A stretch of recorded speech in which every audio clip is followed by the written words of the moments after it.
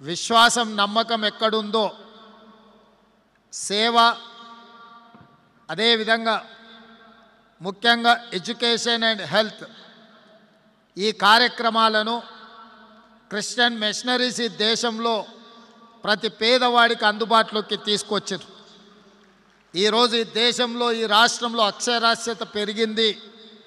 నాణ్యమైన విద్య అతి తక్కువ ఫీజులతో నామినల్ ఫీజుతోని ఈరోజు ఈ రాష్ట్రంలో విద్యను అందిస్తున్నది ఎవరు అని ఒకవేళ మనం ప్రశ్నించుకుంటే అవి క్రిస్టియన్ మిషనరీస్ అని చెప్పి నేను ముఖ్యమంత్రిగా అధికారికంగా ఈ వేదిక మీద నుంచి నేను చెప్పదలుచుకున్నా.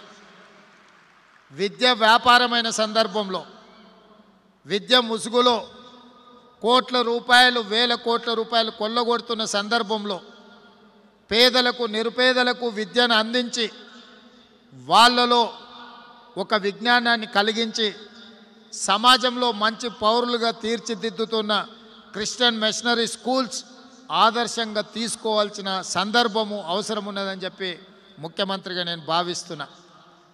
అదేవిధంగా వైద్యంలో కూడా ఈరోజు కార్పొరేట్ హాస్పిటల్స్ ప్రజల్ని దోసుకుంటున్నారని హాస్పిటల్కి వెళ్ళి వైద్యం చేయించుకున్న తర్వాత కుదుటపడ్డది అనుకున్న సందర్భంలో బిల్లులు చూసి గుండెలాగి చనిపోతున్న సందర్భంలో ఈరోజు క్రిస్టియన్ మిషనరీస్ నిర్వహిస్తున్న వైద్య ఆసుపత్రులు కూడా ఈరోజు అద్భుతంగా పనిచేస్తున్నాయి.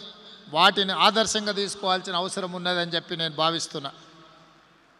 ఒక పక్కన విద్య, రెండవ పక్కన వైద్యం అందించడం ద్వారా సమాజానికి ఆదర్శంగా నిలబడి సమాజాన్ని ముందుకు నడిపిస్తున్న మిషనరీస్ని అన్నిటిని కూడా నేను అభినందిస్తున్నా.